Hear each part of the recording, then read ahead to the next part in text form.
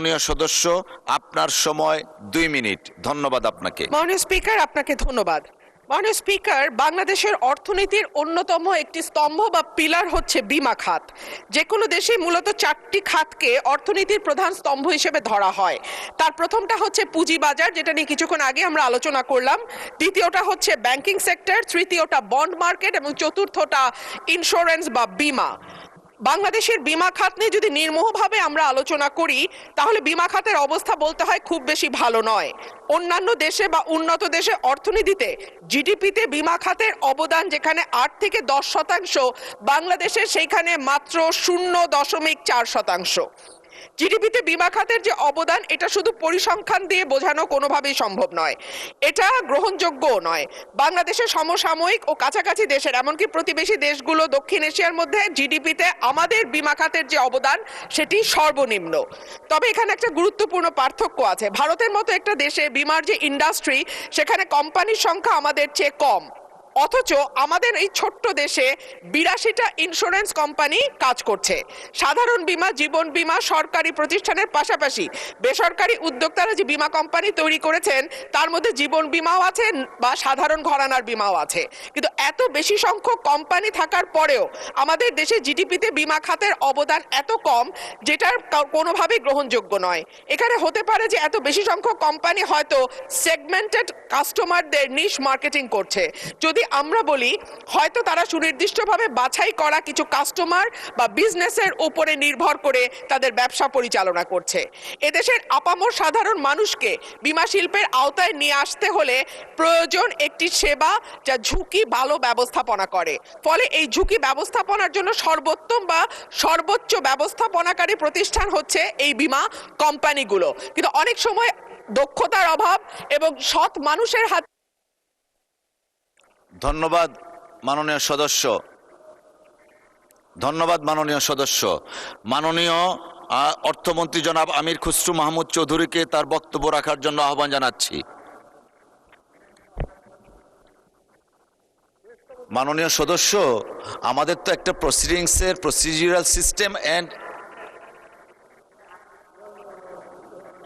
আপনি বসুন, আমরা মাঝখানে আছি, আমরা দেখব। মাননীয় অর্থমন্ত্রী জনাব আমির খুসরু মাহমুদ চৌধুরীকে তার বক্তব্য রাখার জন্য আহ্বান জানাচ্ছি।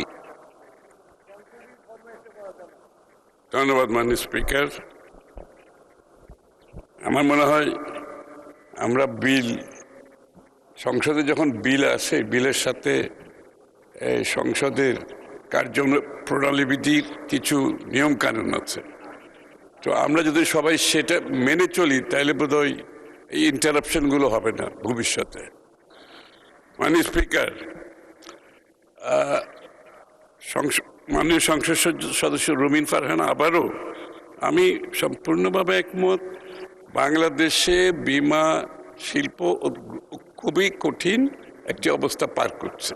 এটা আবারও অব্যবস্থাপনা, দুর্নীতি, ব্যাড গভর্নেন্স এবং সরকারের পৃষ্ঠপোষকতায় অনেকগুলো ইন্স্যুরেন্স কোম্পানি জন্ম হয়েছে যারা আইন কানুনের কোনো তোয়াক্কা করে না, এবং এই জন্য ইন্স্যুরেন্স ইন্ডাস্ট্রি আজকে যেখানে এসে দাঁড়িয়েছে, তাকে সংশোধন কল্পে আমরা ইন্স্যুরেন্স পুরো সেক্টরটাকে, ইন্ডাস্ট্রিকে নতুন করে, যে গ্লোবালি যেখানে ইন্স্যুরেন্সের একটা স্ট্যান্ডার্ড আছে, গুড গভর্নেন্সের একটা স্ট্যান্ডার্ড আছে, এবং এগুলোর রেফারেন্স সারা বিশ্বে আছে। আমরা কিছু আবিষ্কার করতে যাচ্ছি না, আমরা সেই স্ট্যান্ডার্ডটা, বেঞ্চমার্কটা রিচ করার চেষ্টা করছি।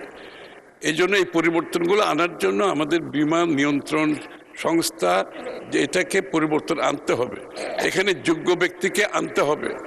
কারণ বীমা শিল্প শুধু বীমার জন্য নয়, বীমাতে যে যেই অর্থটা জমা হয়, সেই অঙ্ক বাংলাদেশে এবং বাংলাদেশের বাইরে বিনিয়োগের একটা বড় সম্ভাবনা আছে।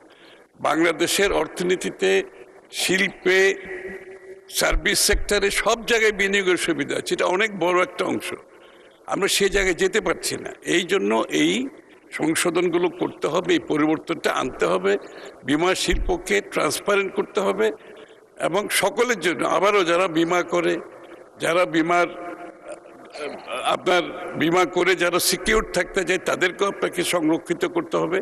সবকিছু মিলিয়ে বীমা নিয়ন্ত্রকের যে ভূমিকা অত্যন্ত গুরুত্বপূর্ণ।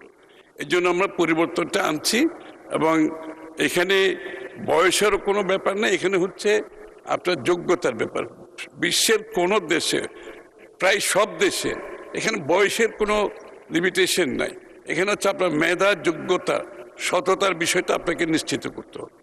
সেটা নিশ্চিত করতে পারলে সেইভাবে অ্যাপয়েন্টমেন্ট আমরা যদি দিতে পারি তাহলে কাজ ভালোভাবে করতে পারবে এবং সকলের সহযোগিতার প্রয়োজন।